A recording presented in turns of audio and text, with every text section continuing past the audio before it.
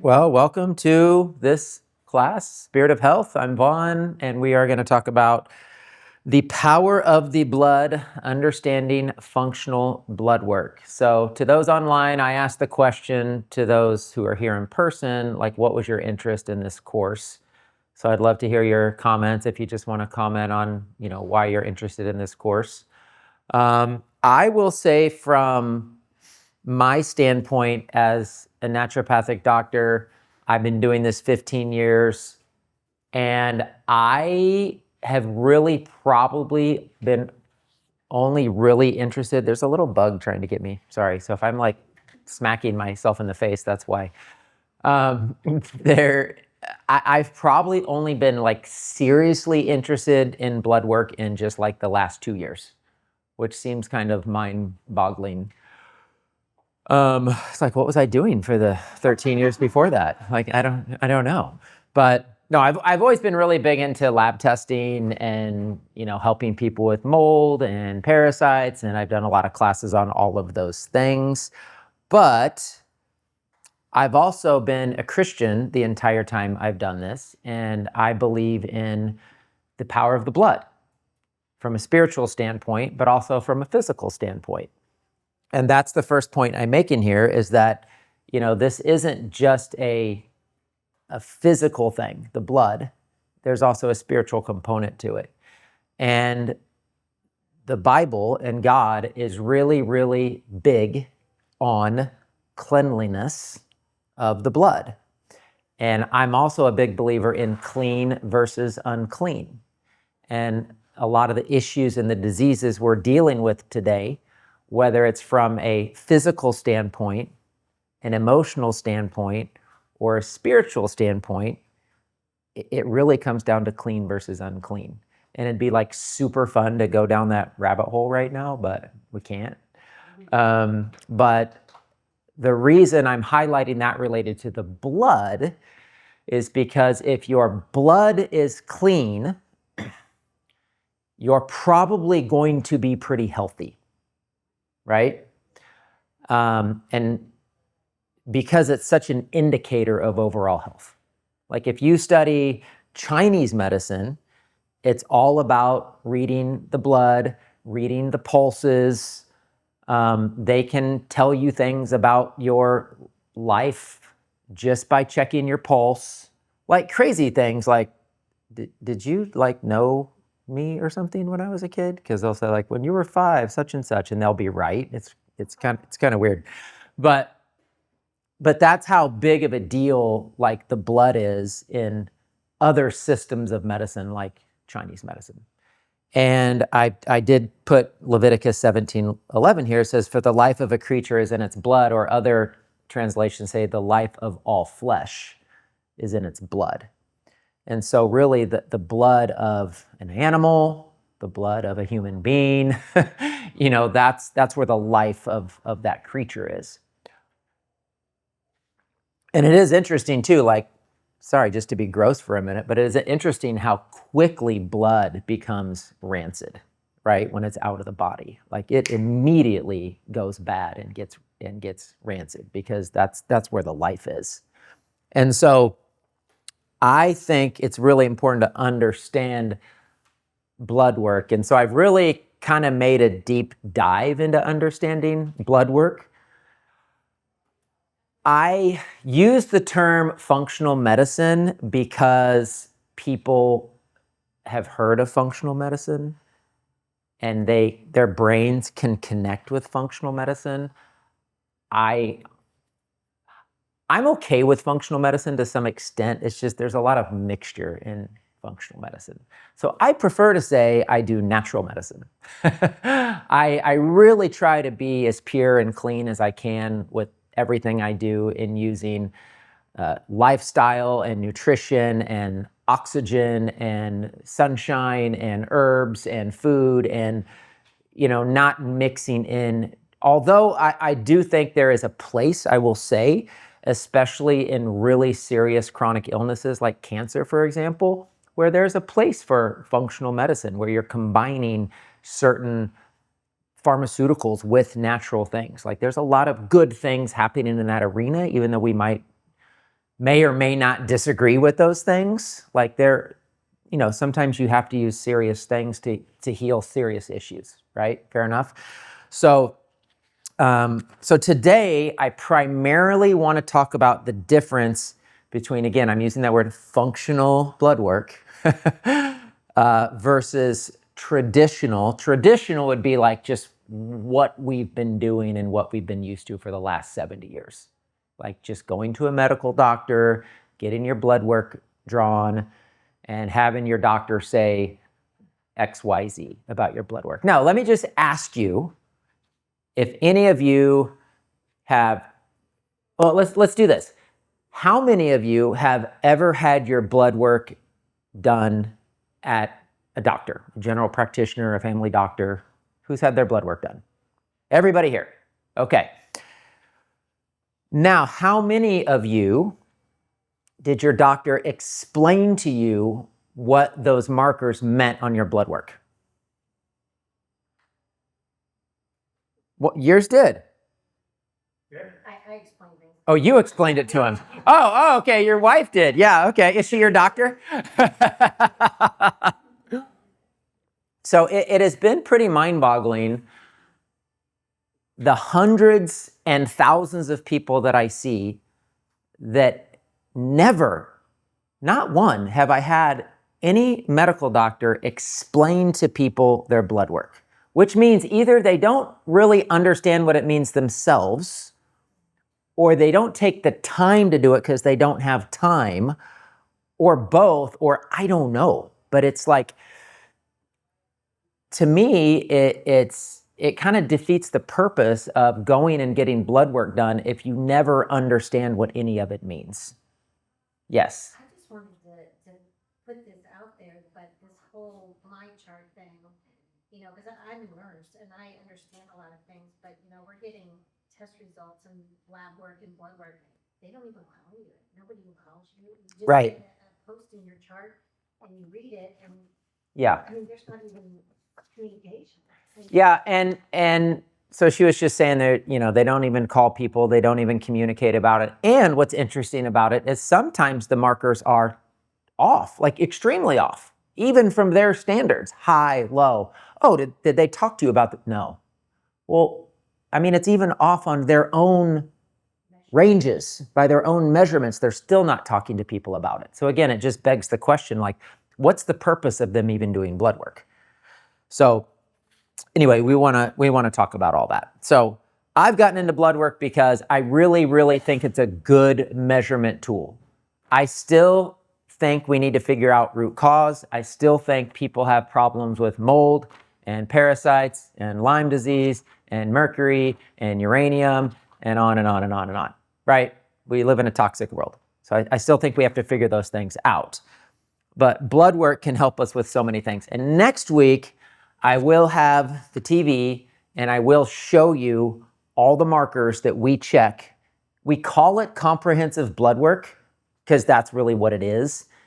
Really, to us, it's our basic blood work because it's what we're going to check with everybody.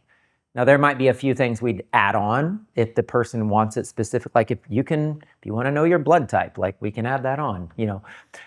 If it's a man, we can check testosterone if you want, but it's not like standard. But there's so many more markers that we check, and we're going to get into that next week, and I'm going to show you. And I'm going to show you a report that we do called a functional report that is like when you see this functional report, you're like, oh my gosh, like why isn't every general practitioner in the country using this? And I can tell you why. It's just because they don't have time. It's not their priority, right? So let's talk about 5 key differences, again, between functional or natural blood work, I guess we can call it, and traditional mainstream, go to your medical doctor, your family practitioner blood work. Number 1, comprehensive marker analysis. So if I have somebody give me blood work from their doctor, I plug it into something called a functional report. So we're basically taking their blood work markers, putting it into our functional report, which is just an Excel spreadsheet with our ranges. And I will show them. I'll say, okay, You see all of these numbers that are in here, that's what you gave me. You see all of those blanks, that's what we check when we run blood work on every single person who comes in our office, and there's dozens of blanks.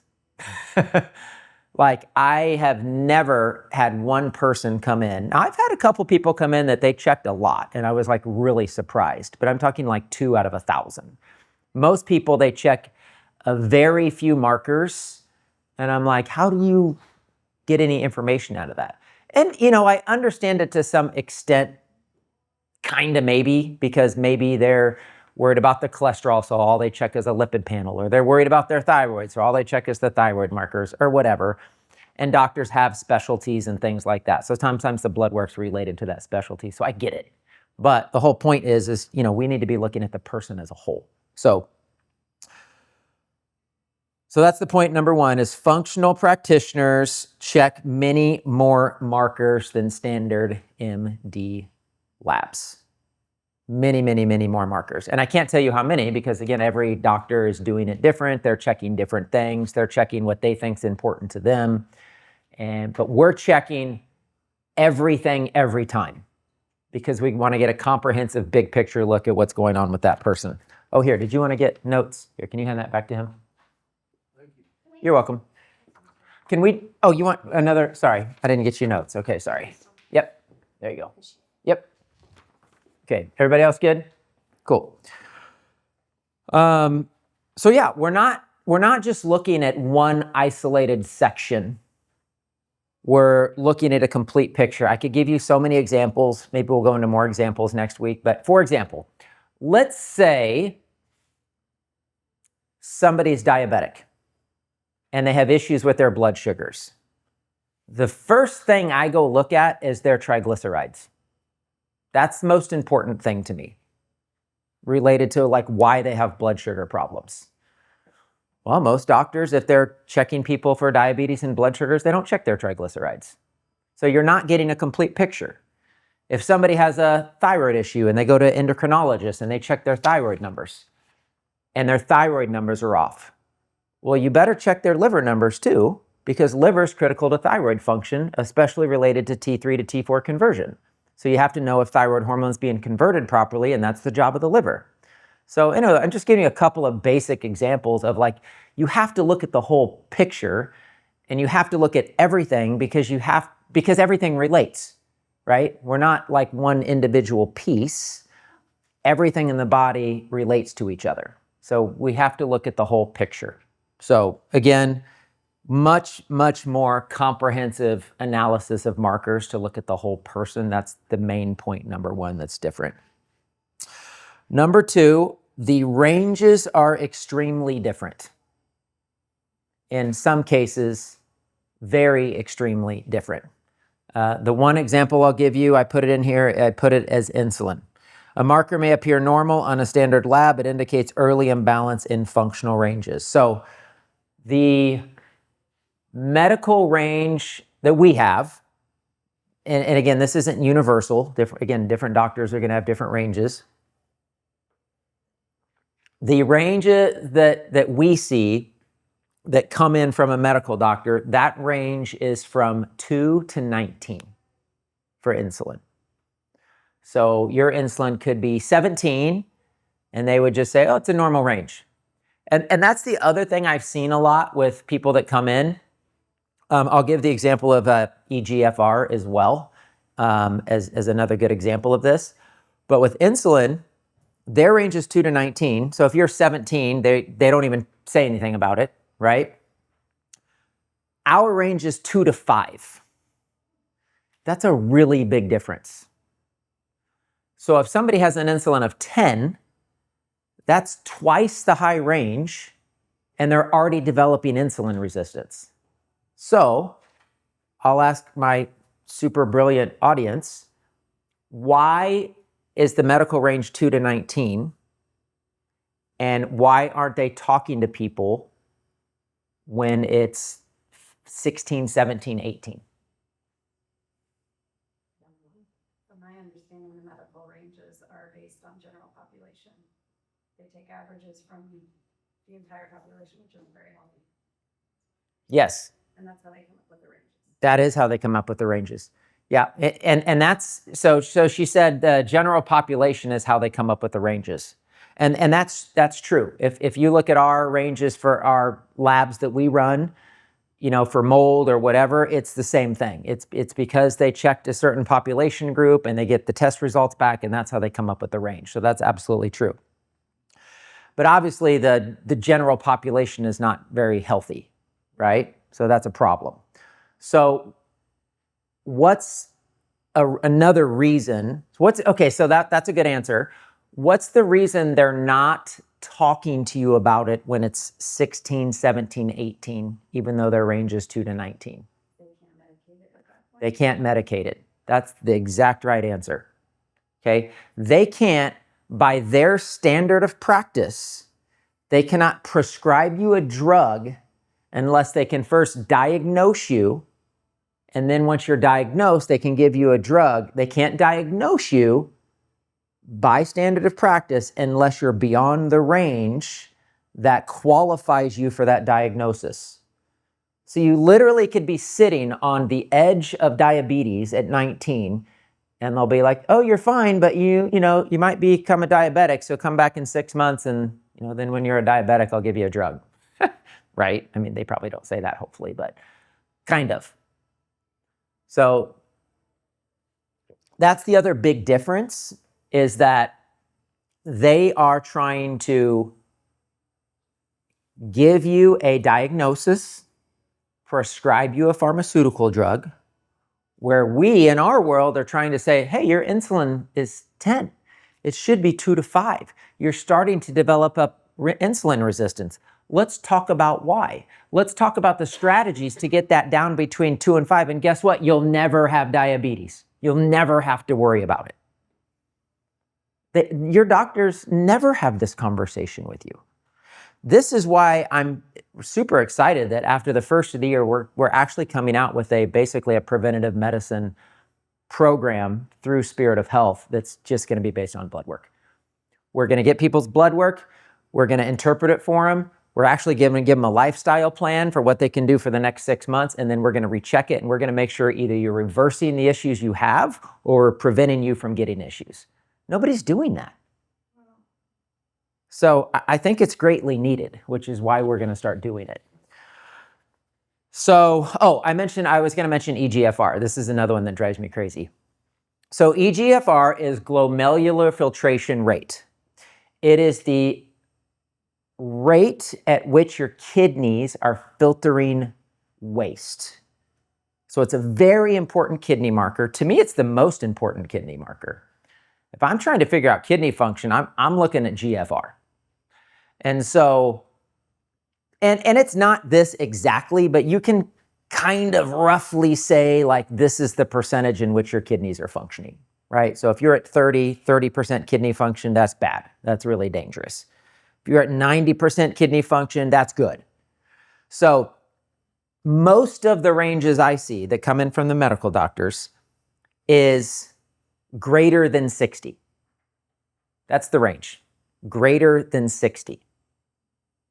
You know how many times I have people come in and their GFR is 62? But they're greater than 60, so the doctor doesn't even talk about it. So you basically have like 62% kidney function, almost like half of your normal kidney function, and like you're in range, right? Again, why? Because they can't diagnose you with kidney disease. So there's nothing they're going to do or give you, right? So our range for GFR is 90 plus. We want you to be 90 plus kidney function. I mean, doesn't that just make sense? Isn't it just like logical, right? Because again, the big difference is we're not trying to diagnose a disease and prescribe you a drug. We're trying to tell you when there's a problem starting before it becomes a problem, or go, this is a problem. How do we reverse it, right? So those are just two examples of just how different like our ranges are. And again, next week, I'm going to go through an entire report with you and show you all the ranges everything I look for, the way I interpret it. Hopefully it'll be hugely helpful to you.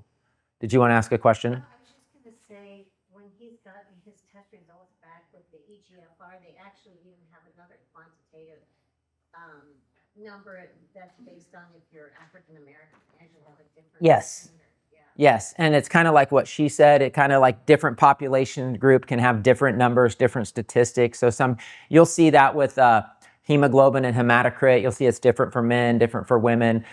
In the lipid panel, the cholesterol ranges are going to be different for men and women. So, I get that. I mean, men and women are different. Different races of people are different. So I can understand the markers being a little bit different. We do that too. Yeah. But still, the ranges are very different, right?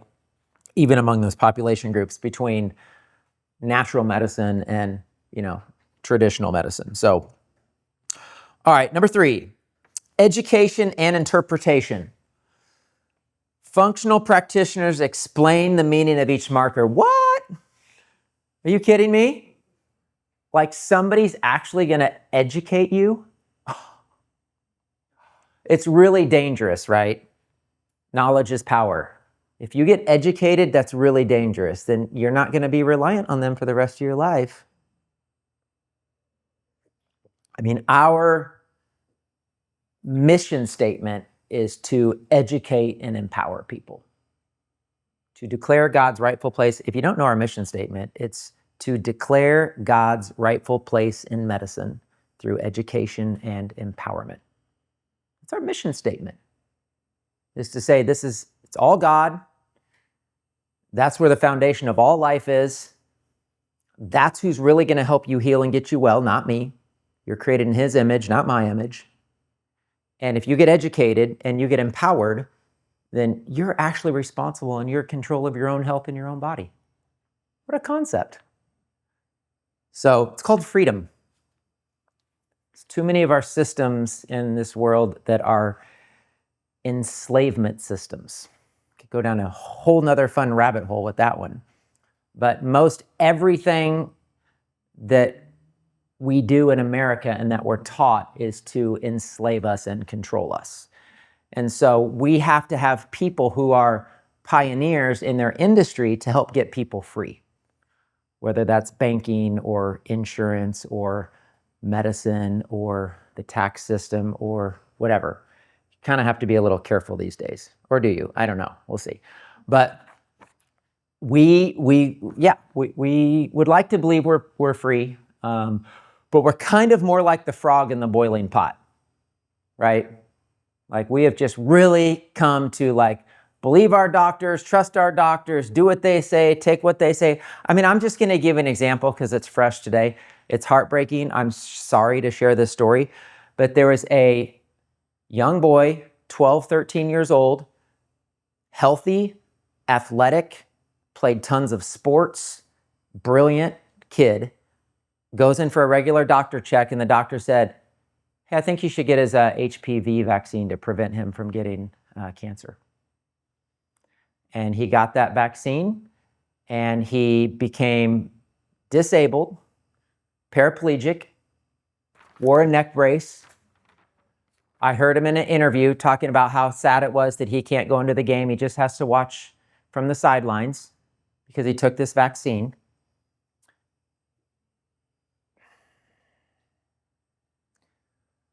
And he committed suicide because he thought he was too much of a burden on his family.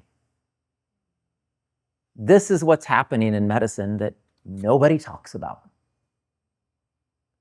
So we have to empower ourselves. We have to take care of our children. We have to educate ourselves. We have to realize that we are free under God. And we're responsible for our own health and we're responsible for our children's health. Now that mom, my gosh, I'm sure she's struggling with the guilt complex of letting this doctor give her this vaccine, but we don't know what we don't know. It's sad. It's tragic, but we have to wake up. We have to wake up. So sorry to go down that little bunny trail, but I just think it's important for us to realize that we have just been really deceived for a really, really long time in the area of medicine for the most part. So, all right, so going back to explaining the meaning of each marker. Traditional MDs often give results without any interpretation. Again, a lot of times it's just, you're not going to talk about any of the markers. You're not going to get any of the markers explained to you. You're literally going to get a diagnosis and a drug. Oh, you have high blood pressure, take a drug.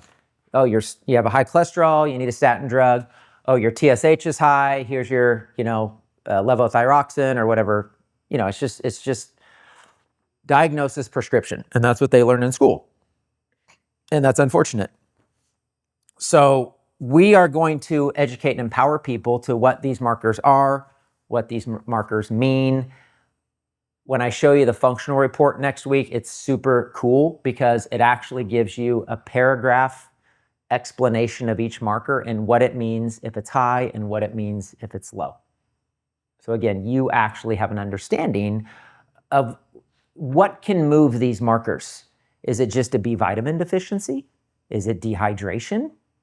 Is it a biliary, like blocked bile duct? And is that why you have liver, gallbladder issues? Is it an enzyme deficiency? Is it a liver problem? There's so many things you can figure out through blood work if somebody would just explain to you what these things mean. Again, because the life of all flesh is in its blood.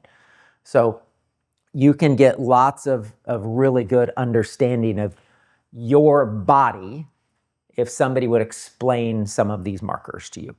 And so again, that's what we try to do. And it's very empowering for people. Number 4 is prevention over diagnosis. So I've already kind of been talking about this, but the main goal in natural medicine or functional medicine is to use blood work as a tool, ideally, to keep you from ever getting a disease or a diagnosis, right?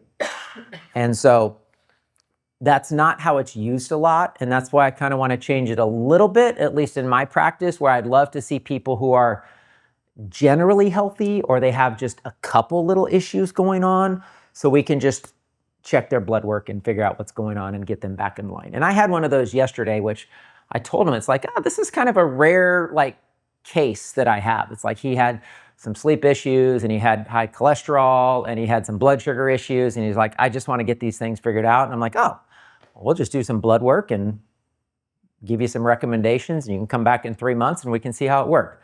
That's not who I see. I see people diagnosed with MS, autism, cancer sometimes, like really chronic fatigue, and we're trying to figure out if it's mold, if it's Lyme, if it's parasites, if it's all of it.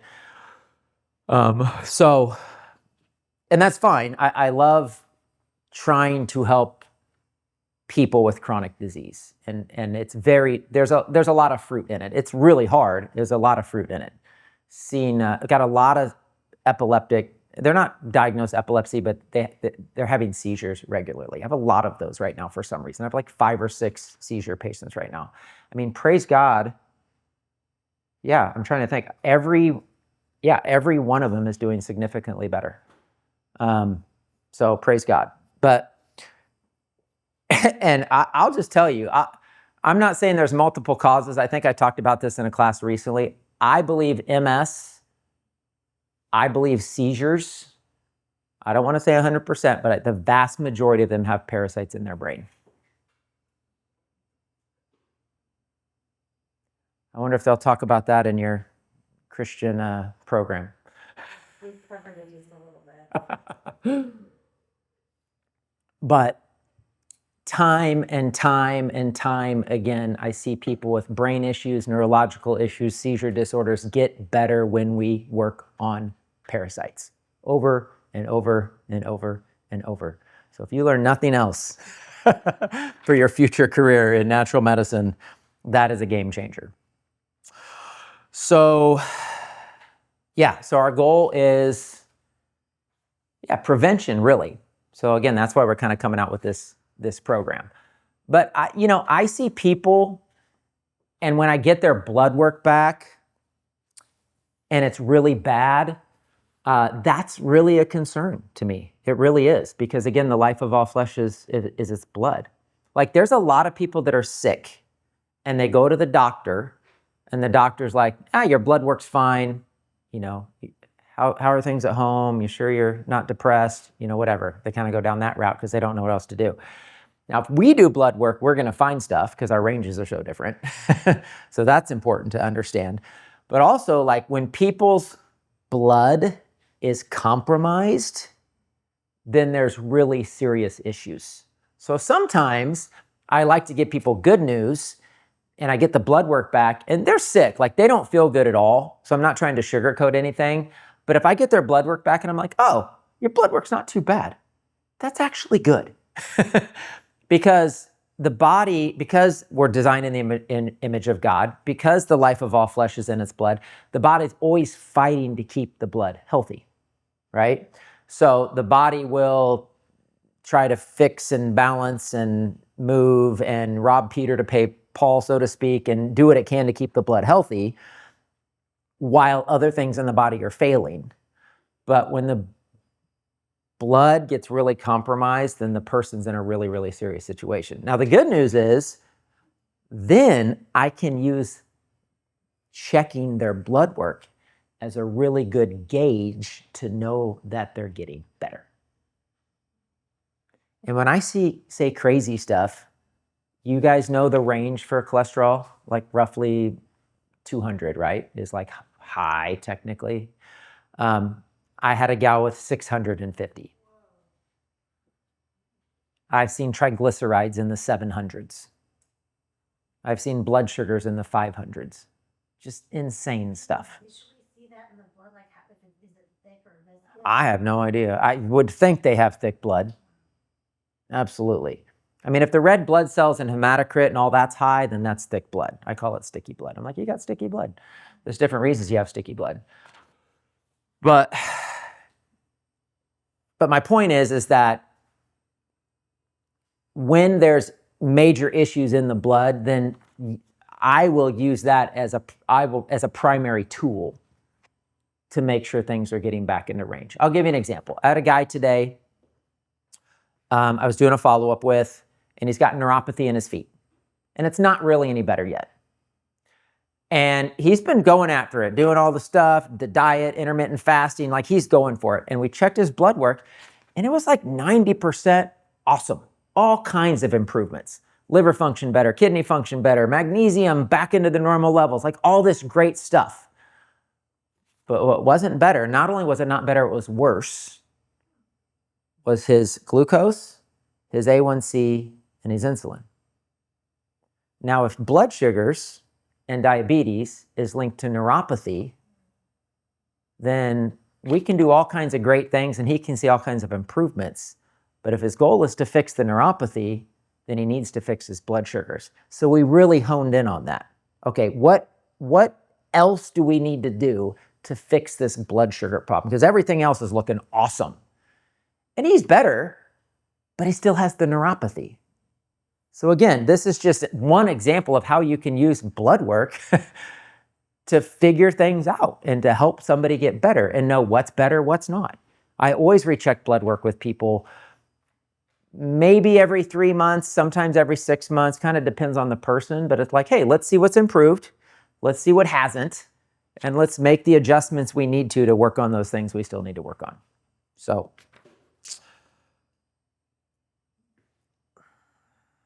all right, 5, actionable lifestyle guidance. So again, this is something maybe once in a while, but pretty rarely do general practitioner, medical doctors give people advice on nutrition, lifestyle, supplements, to correct their issues. They might say something like, hey, like, don't eat so many carbs or whatever, but it's usually pretty short and quick in general. So again, that's the goal with this new program we're rolling out is I really want to give people like some pretty comprehensive information on, if you generally eat this diet, I'm not expecting anybody to be perfect, like whatever, but if you generally eat this way and incorporate some of these lifestyle habit changes and take these supplements, then I would expect these things in your blood to improve. And so, yeah, we want to give people, be able to use the blood work as a tool to give people advice and make changes in their daily life that actually create long-lasting change, whether to fix a current issue or, again, just to prevent XYZ. I mean, I had a guy come in today. Man, it's just crazy.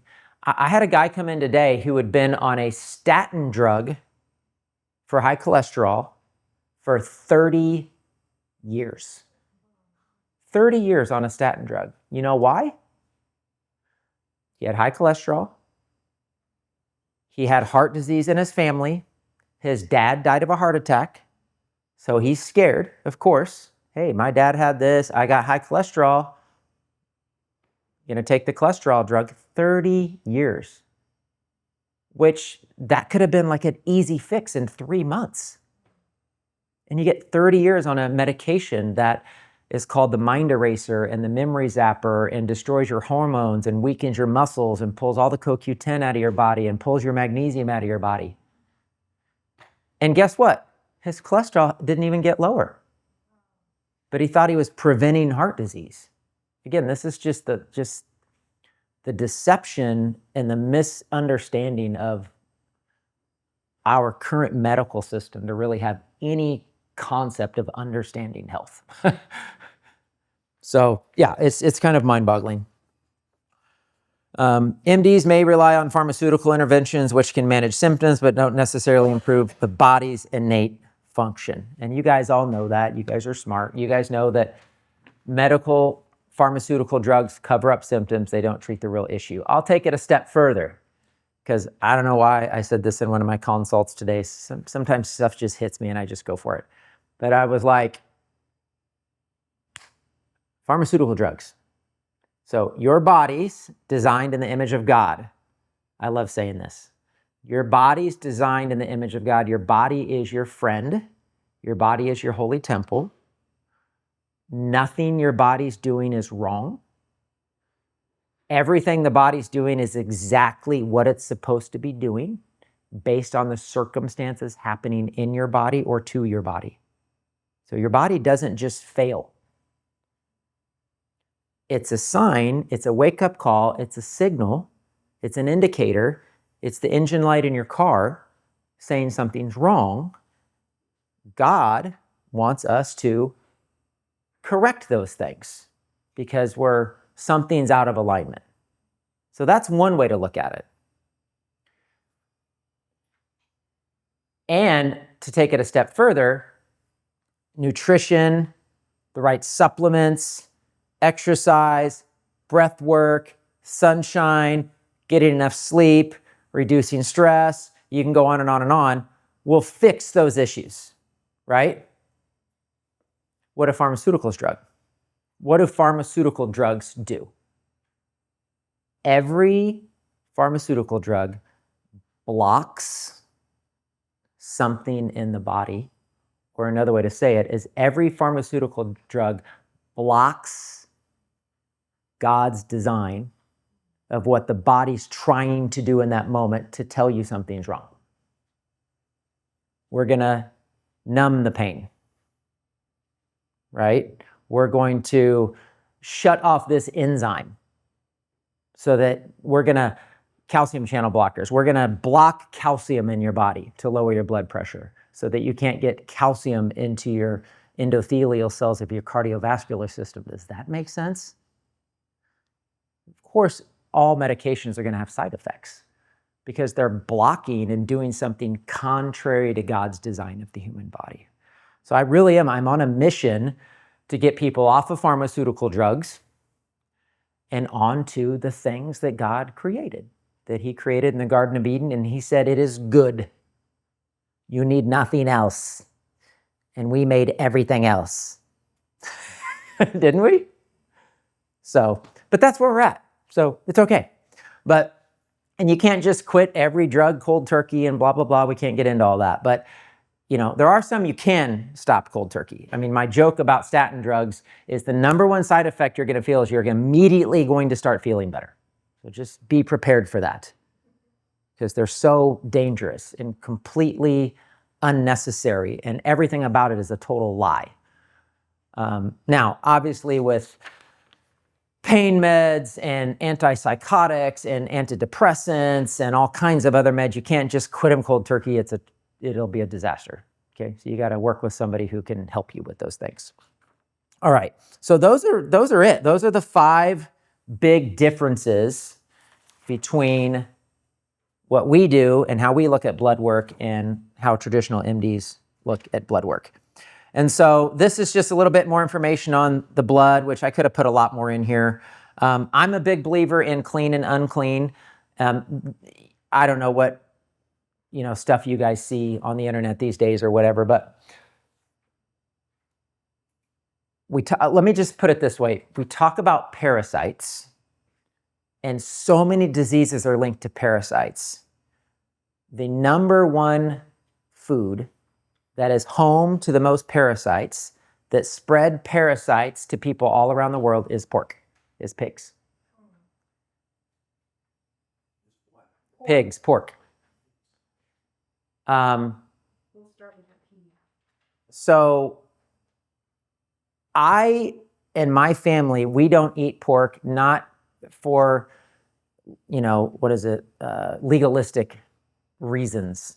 And people want to argue it's Old Testament, New Testament, we don't need to get into that, blah, blah, blah. But it is like God made it very clear. These things are clean. These things are unclean. And it's not just our foods. Okay? I believe, and I'm not saying there's not a time and a place for it, so don't get me wrong, but I'm just saying as a concept, pharmaceutical drugs are unclean. They were never meant to go into the human body. They're petrochemicals made from coal tar only because John D. Rockefeller wanted another way to make more money.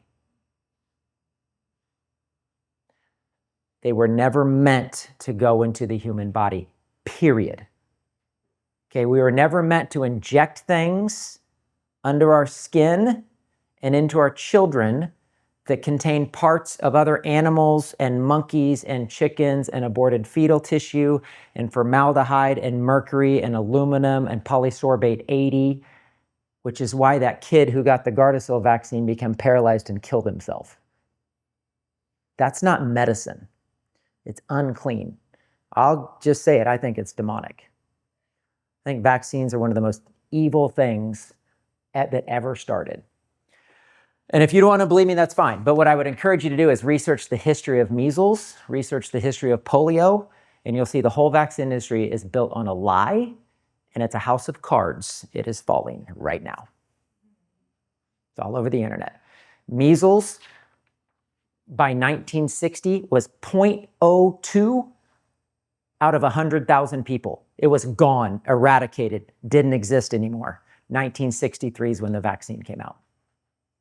The vaccine had zilch to do with getting rid of measles. When you get the measles vaccine, that's when they give you measles, and then you become a spreader of the disease. So the whole thing's a lie, you guys. Look up polio, too. Polio has nothing to do with a virus. Do you guys know what polio is? It's pesticide poisoning. They were trying to kill a moth invasion that was killing the trees in the Northeast, so they started spraying chemicals with lead and aluminum all over the streets. Kids were like in their playgrounds. They were like spraying it on the kids, spraying it up and down the streets, on all the parks, and all of a sudden polio broke out. So polio is a toxicity problem, has nothing to do with the virus. So that whole thing is a lie too. And you can look that up related to every single vaccine. I don't know how I got on that. Oh, clean and unclean. That's what I was talking about. Sorry, I go down these bunny holes. So I'm just making the point that if we want to get healthy again, we have to clean it up. It's just that simple. Man-made medicine, pharmaceutical drugs, vaccines are unclean. Certain foods we eat, whatever it is, junk food, fast food, Twinkies, Oreo cookies, I mean, watch a video on what Oreo cookies really are. It would gross you out. Or what chicken nuggets are made from, which is like this pink paste of, it's just weird. There's just weird, it's crap. It's just unclean. So we just got to get back to eating real food and clean water, and that's why we get parasites out of the body. Like, I'm just kind of trying to give you the basic point of the, like, this is an issue of clean and unclean. And it's not just about our food. It's about the chemicals. It's about the medicine we're choosing. It's about everything. So it seems like a daunting task to like clean all that up, but that's what all these like hippie granola crunchy moms are doing that used to be weird, but now are becoming like more of the normal ones. So, all right. So that's really it. Let me just say the key takeaways. True prevention, detect imbalances before disease develops. That's huge. Education and empowerment. Actually understand your blood markers, understand what it means when something's high or low, actually understand what those markers mean and what you can do about it. Because some of them are simple. Some of them are just nutrient deficient. You're deficient in copper, zinc, magnesium, whatever. It's true medicine. Holistic, natural, and life-giving support rather than solely pharmaceutical intervention. Stewardship of the body is a spiritual responsibility. Blood is physically and spiritually vital, and functional blood work allows us to honor God by caring for the body He gave us. So I will just end there. We got a few minutes. I'd love to just maybe take any questions. Like I said, next week, we're really going to dive into all the markers. I'm going to show you a functional blood work report. I'm going to show you somebody's blood work and show some of the things that are high and low and what they mean. And we're really going to dive into it. So what questions do you have about tonight? Yes. What food besides pork do you consider, like the worst? I mean, really, I would just say Leviticus 11 as far as what's clean and unclean, because God made it very clear. And the things He said is unclean. I mean, it's not rocket science, honestly. It's unclean creatures that are bottom feeders, right? So fins and gills are fish that swim in the middle of the ocean. Bottom feeders eat all the poop, the fish poop on the ground, and they clean it up, right? So it's just, vultures and eagles, they eat dead animals. So it's like, we think it's weird to eat an eagle or a vulture, but no big deal to eat a pig, So I just look at Leviticus 11 as far as like clean and unclean as far as food goes. Now, I say food, I mean real food, as in like real animals. So I put that, I'd say that's important. And then I'd say number two, it's just the processed food companies, junk, all the fast food, the sweets, the candy, I mean, it's hard. I mean, my kids play football and soccer and they give them snacks afterwards. And I'm like, you can't have the Gatorade. They're like, oh, you're such a mean dad. I'm like, well, you're not going to put food coloring in your body that's illegal in 20 other countries, So anyway, things are changing slowly, but So you think so probably lobster something.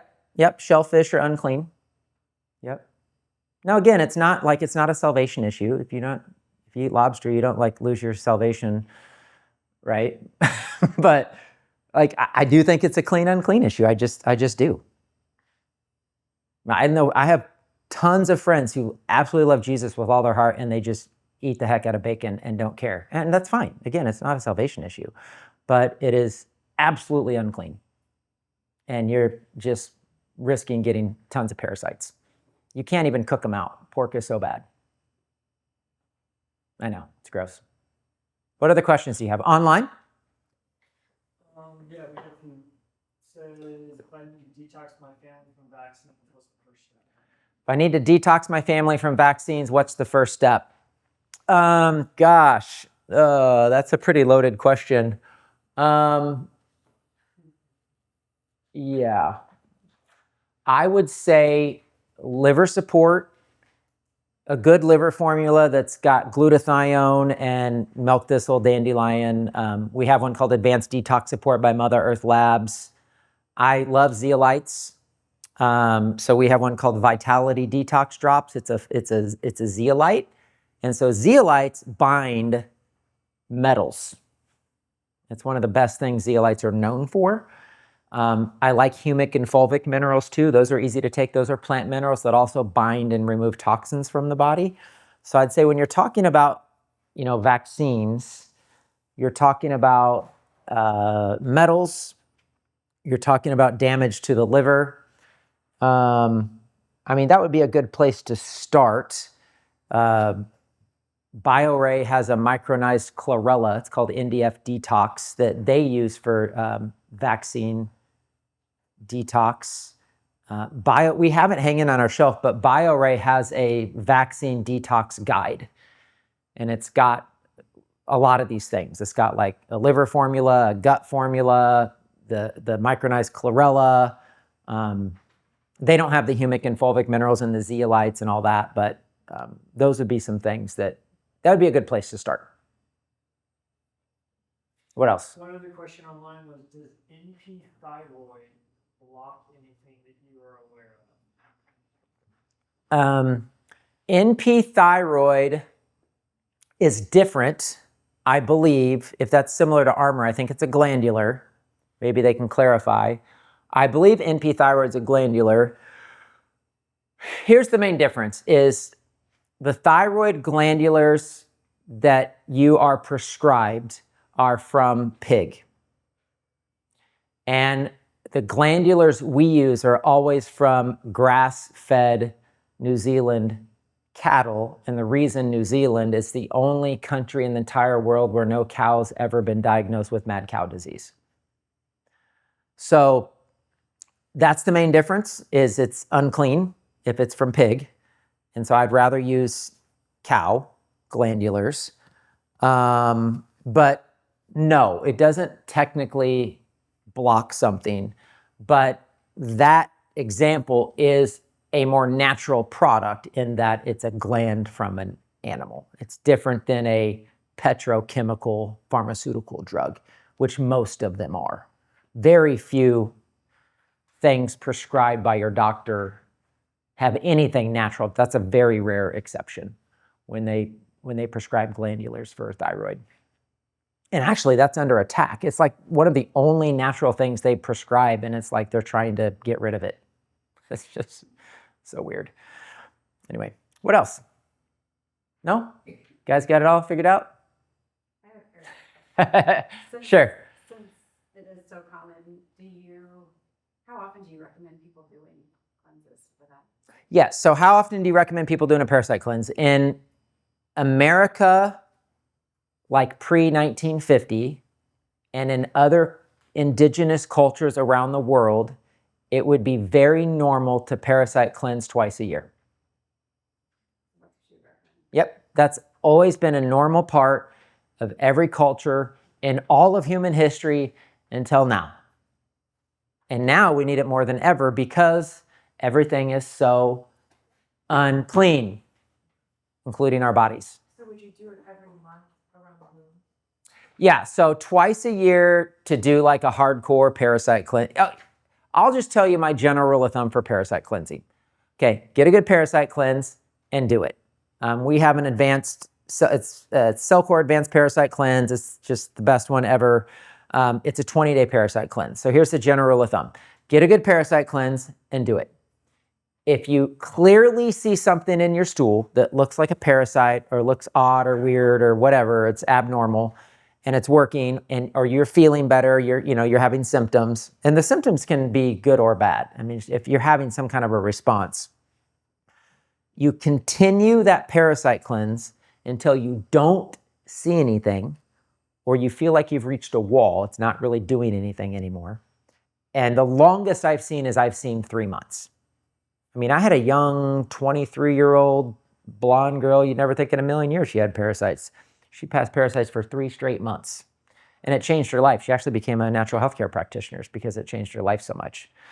But I recommend doing it until you don't see anything anymore. And then going down to the once a month full moon protocol.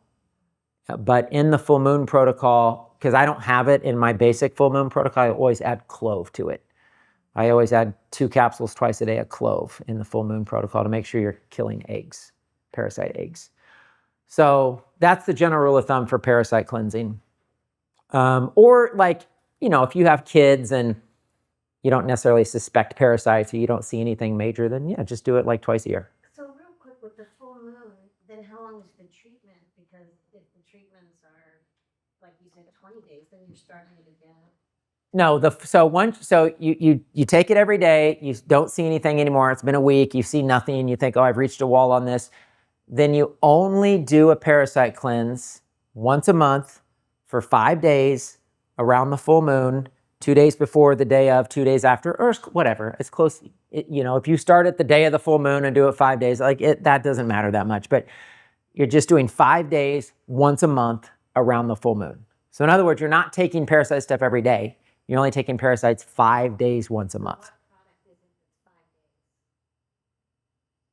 days? It's the same stuff, but I add clove to it.